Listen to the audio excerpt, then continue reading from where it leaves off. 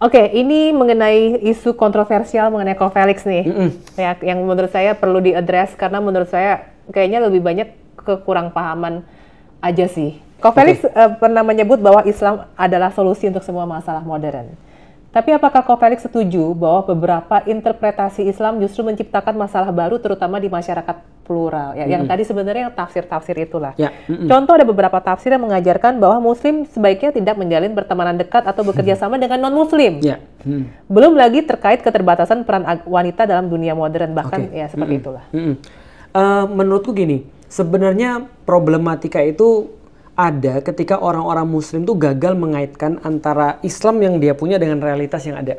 Sebenarnya kalau mereka paham realitasnya dan paham Islamnya, itu insya Allah bisa jalan dengan tidak ada masalah. Aku masih ingat misalnya gini, aku pernah nanya sama seorang ulama. Ulama ini baik, cuma pemahaman realitasnya nggak ngerti. Kita nanya waktu itu hukum Facebook tahun 2007. Apa hukum Facebook? Lantas dia nanya dong, karena dia nggak ngerti Facebook tuh apa. Iya.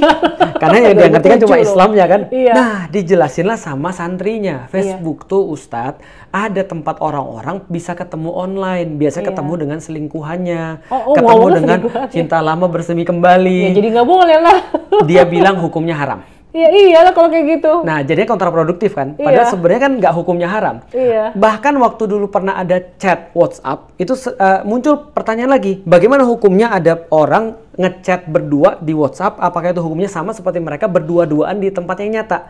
Nah, ketika pemahamannya salah, akhirnya dihukumi haram. Nah, makanya sebenarnya ketika realitasnya benar dan hukumnya benar disambungin, Islam tuh insya Allah akan relevan dengan dunia nyata sebenarnya. Jadi aku bilang ketika Islam adalah solusi bagi dunia yang modern, sebenarnya karena esensi daripada perbuatan itu nggak berubah. Yang berubah adalah cara melakukannya. Orang zaman dulu zina, zaman sekarang juga zina. Yang berubah caranya. Orang zaman dulu nolong orang, zaman sekarang juga nolong orang. Yang berubah adalah caranya. Sekarang bisa online, bisa kemudian bikin viral, bisa kemudian donasi online dan segala macam.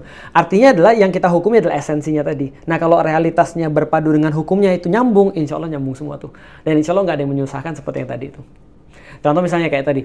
Emang benar orang-orang Muslim nggak boleh berteman dengan orang-orang yang bukan Muslim? Loh, dari mana dia dapat?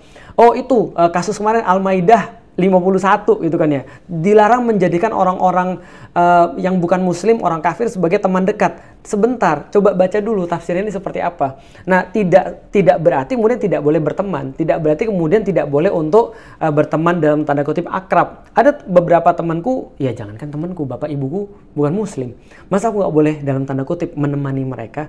Justru di dalam Islam, walaupun ada yang bukan Muslim, tetap harus di dalam Al-Quran dipergauli dengan secara yang baik. Tidak berkurang hak-haknya dibandingkan dengan orang tua yang Muslim sebenarnya. Nah, artinya, ya balik lagi sebenarnya gini Ci, ada beberapa orang yang ngawur. Sebenarnya dia tanpa Islam juga udah ngawur sih sebenarnya. Nah, tambah ada Islamnya dia jadi punya alasan untuk ngawur pakai dalil.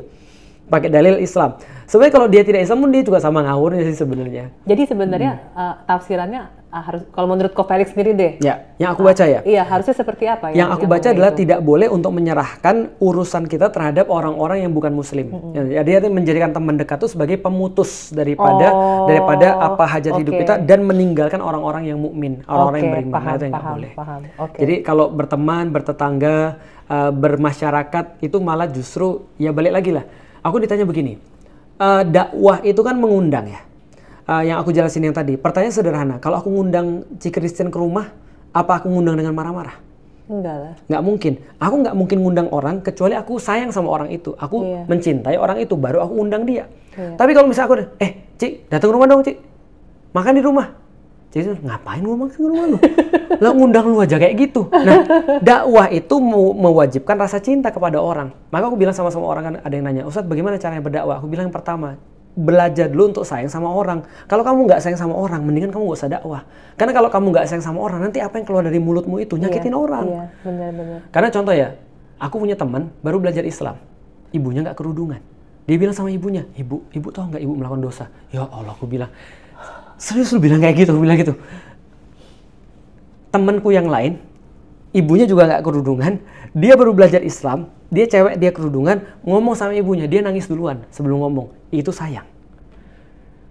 Paham kan bedanya kan ya? Artinya kalau orang nggak sayang mah dia mau bodoh amat, dia mau berlaku apa? Dia mau nangis, dia mau teriak, dia mau sakit hati. Kamu yang besarin aku, tiba-tiba kamu ngomong kayak gitu. Aku bilang, please deh, Sebelum kamu belajar untuk dakwah, belajar dulu untuk sayang sama orang.